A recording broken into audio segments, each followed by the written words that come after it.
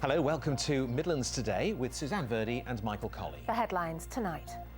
The Chief Constable of West Midlands Police attacks the government for criticising tactics in last week's riots. The solutions to the events earlier in the week actually sit within our local area.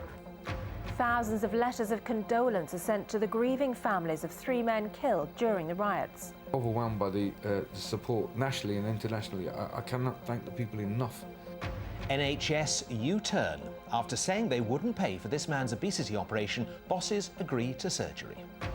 And a thriving business after near collapse. How a brother and sister saved their family farm.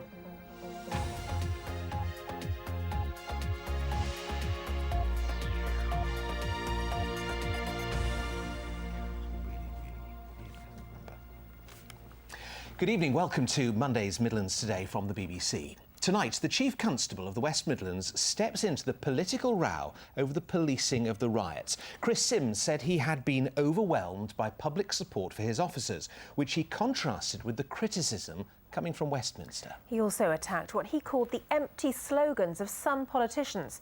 His comments come as the government reiterated its commitment to cutting police numbers despite the rioting. Sarah Falkland reports. The first night of looting in Birmingham, and riot police appear ready to tackle the troublemakers at this electrical shop. Only they don't. It was scenes like that on this very street, with looting underway and riot police seemingly holding back, that have sparked a political debate. Was the more robust tactic on the second evening police-led or politician-led? Seems a bit of a coincidence as this coincided with the senior politicians flying back from their holidays and reflecting the public's mood and the public's anger. That's incensed the Chief Constable. He says his force acted quickly in response to what was happening on the streets. Very quickly into this event, we did need to adjust from what I characterise as a public order response into something that was appropriate for offending that was far more fragmented and dispersed. In a statement, he went even further, saying police response was consistent with available good practice, but not slavishly adopting empty slogans. And he concluded that the ethos of local policing has been the bedrock which has allowed collective common sense to prevail. One Midlands MP has come to Mr Sims' defence and says the Prime Minister's on dangerous territory. I think it's both a misjudgment because he's picking a fight with the police before we've got to the bottom of this whole rioting and looting issue, and also I think it's really deeply unfair. Actually, he can't behave as an armchair constable. He needs to show some leadership as a Prime Minister. At the electrical shop, where £25,000 worth of stock was looted, more sympathy for the police. The general feeling on Monday there was going to be some trouble in the city centre. Again, though, I think it was just the absolute scale of it in the end that I don't think anyone could have foreseen just how much trouble there was going to be.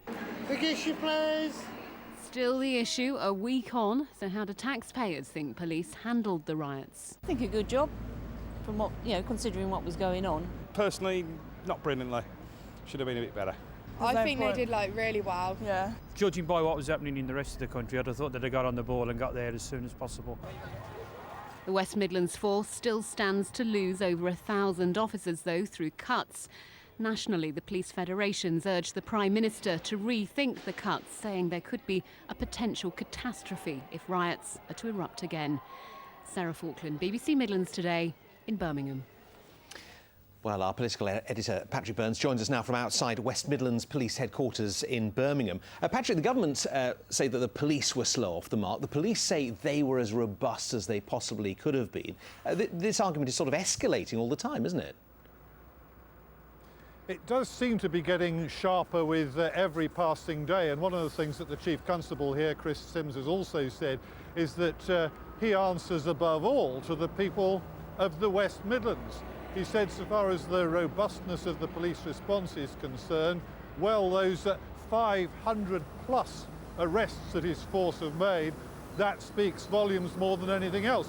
But on the other side of this argument, from the Prime Minister, David Cameron today has said that we do need to see a bigger response on the streets, more officers on the beat, the ability to regroup, and as he put it, to crack down on the first sign of trouble. But when I remind you that of all the police officers in the West Midlands, 20% are riot trained, then you factor in things like leave, rotas, in-service training, well, you can see why it would take 3 days or so to scale up their presence, their response on the streets. And then, of course, you know, coming along, we've got the cuts. We know that Labour want the government to reverse the proposed cuts in police numbers. And we're talking there in the West Midlands force, 1,200 officers and obviously others elsewhere. Is there any sign that ministers are about to think again about this? On the contrary, Michael, when you talk to ministers, they are absolutely adamant that they are not going to reopen this debate. And David Cameron himself has said that even if there were a repeat of the events of last week after the economies had been brought through, they would still be able to surge onto the streets the sort of numbers that we saw in the West Midlands last Wednesday evening. But one former Midlands Chief Constable, who's now an academic at Cardiff University, says local forces in regions like ours are bound to bear the brunt of these police cuts. An awful lot is going to come out of local policing. It doesn't mean that the police can't respond to big incidents like we've seen over the last fortnight. It does mean that local day in, day out policing is going to be less than it is now. We're going to see some withdrawal from the current neighbourhood policing that we currently have. Briefly, Patrick, Birmingham City Council have been meeting in an emergency session this evening. Have you picked up anything that's come out of that meeting so far? Well, we know that Chris Sims is attending it, and he said there will be a debate about this, I think, that we've heard a lot about tragic victims of this violence. He says there are tragic offenders in there as well. And incidentally, the cost to the street cleaning teams, the environmental teams in Birmingham, £40,000 for the clean-up so far. All right, well, we'll keep across that. Patrick Burns, thank you very much indeed. And we want to know what you think about the police and politicians. What's your view of the government's decision to press ahead with the planned cuts to the police service? Email us at midlandstoday@bbc.co.uk, or you can give us a call, the number 08000 630 630, and we'll pick up your comments and read them out a little bit later in the programme. In other news, thousands of letters of support and messages of condolence, including a call from Prince Charles, have been received by the families of 3 men killed during last week's riots. 2 men and a teenage youth have appeared in court charged with murdering the group of friends who were hit by a car as they tried to guard shops from looters. Kath Mackey reports. We are here to pay our respects and pray for Haroon Jahan, Shazad Ali and Abdul Masawi in Birmingham. A grieving father finding comfort in the kindness of strangers.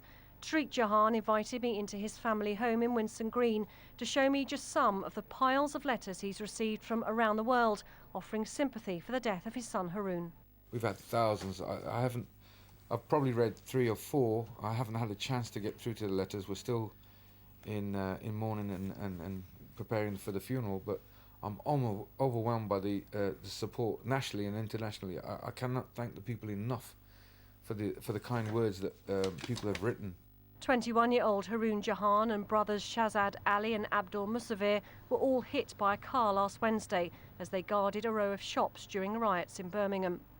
The memorial of flowers at the scene continues to grow, and the shock of what happened is still palpable.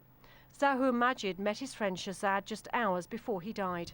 I gave him a hug, and usually we just normally have a handshake, and when I did meet him, he gave me a hug, and I don't know if he had a feeling that he's, you know, it's really upsetting that I gave him a hug, the last hug I'll ever see him again. This book of condolence is packed with hundreds of messages of sympathy from family, friends and simply passers-by. The latest says, "We all pray for you that you'll never ever be forgotten." Hundreds more joined a peace rally in the city yesterday. To see the community together gives me strength in my heart. Thank you everyone for coming. 2 men and a teenage youth have been charged with murdering the 3 friends. Adam King, who's 23, of no fixed address, appeared at Birmingham Crown Court. Joshua Donald, who's 26 and from Ladywood, and a 17-year-old who can't be named because of his age, appeared by video link. All 3 were remanded in custody. Words can express how grateful I am to the whole community for staying calm and not escalating the situation any further. And that, to the country, thanks for your support and to hope that nothing like this ever happens again. Tariq Jahan has won praise for his calls for peace and unity in the wake of his son's death. His hope is those calls will continue to be heard. Kath Mackey, BBC Midlands Today, Birmingham. And earlier today, a 7th man was arrested in connection with the deaths. A further 3 men have been bailed pending further inquiries.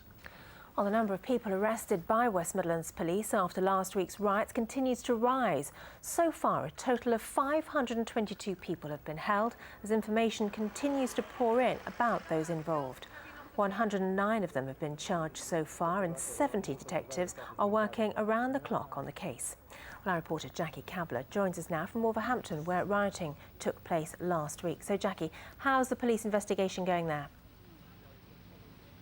Well, they told me a few hours ago that it's going very well. They're currently arresting people at the rate of around 10 a day, and they expect that to continue for some time. In fact, today, a man handed himself in because police published a CCTV picture of him. Pictures like those on that digivan behind me. That's a police van which has been going around places like Wolverhampton, Birmingham, all across the region, with these new images that police have released today of people they want to talk to. Now, these people are suspected of all sorts of crimes: burglary, violent disorder, breaking and entering. And earlier I spoke to Chief Superintendent Phil Kay from West Midlands Police, and he said that they really need the public's help.